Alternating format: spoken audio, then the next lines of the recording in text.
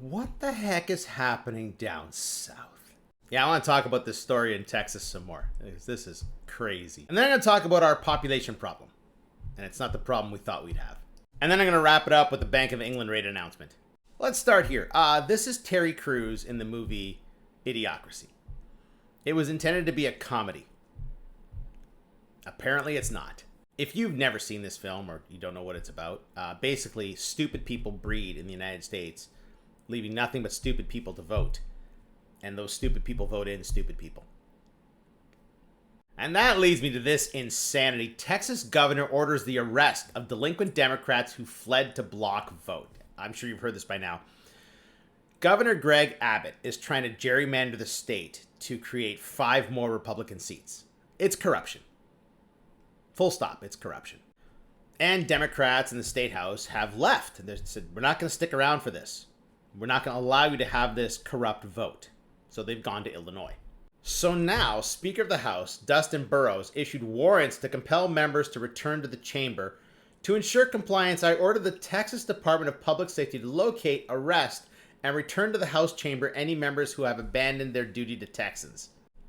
In addition, Governor Greg Abbott said he has ordered the Texas Rangers to investigate the delinquent House Democrats on potential violations of state law, including bribery. Why would they oppose my attempt to corrupt this election? It must be bribery. Anyway, back to home and bad decisions. Waterloo region welcomed the world. Now it faces a population decline. What's going on? Not enough international students. There's been a cutback in international students and Waterloo is suffering. But it's not for the reasons you think.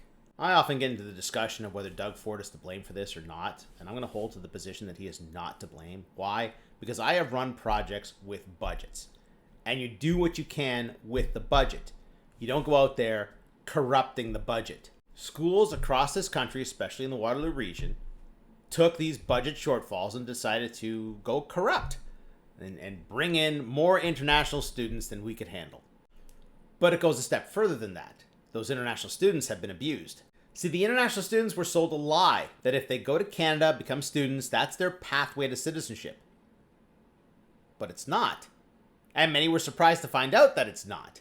International students' dream of living in Canada hangs by a thread because they've been told they have to go back, that being a student doesn't give you permanent residence. And as this reality spreads, Canada faces further international student drops because now international students don't want to come to Canada. Yes, immigration has put limits in place, which should reduce the number of international students. But the decline in applications and study permit approvals in 2024 put us below the cap set by immigration. Early figures from the first quarter of 2025 indicate that these trends are worsening. There's a 48% year-over-year reduction in the number of study permits issued in 2024, far surpassing the policy goal of the federal caps. So it's pretty obvious that international students were coming to Canada with the hope of permanent residence or Canadian citizenship. And now that that dream bubble has popped, they're not coming. Now, without the cash cow of international students, these schools are going to have to actually work on their budgets and actually work on their programs and try to attract students to their schools. And some of them will fail. All right, the Bank of England has their rate announcement tomorrow. Why am I talking about this? Because this may foreshadow what's going to happen at the Bank of Canada. Yesterday, I said the rate announcement was like last week. It turned out it was like last month. Where does time go? Anyway, they cut their rate to 4.25% at the last meeting. And now it's expected that they're going to cut their rates again. At the last meeting, there was a lack of consensus. Some people thought, oh, no, we shouldn't be cutting rates. Everything is fine. Unemployment is 4.7% in May, the same as it was in 2017. 2017, the world was still recovering from the great financial collapse, from the commodities crash of 2014, 2015. Things were just getting back on track, and then the pandemic hit. And just as things were getting back on track with employment again, we decided to put people out of work. Why? Because if you make things more expensive, it'll make things less expensive. Higher interest payments lead to higher payments on many mortgages and loans, meaning people must spend more on them and less on other things. Or take out loans on your credit card to buy things like groceries. Have you seen prices fall? I haven't. Here's the thing, that's not how pricing works. It's simply not how pricing works. Look, I'm going to bring it back to Canada for a moment. Our unemployment is way too high. Full stop.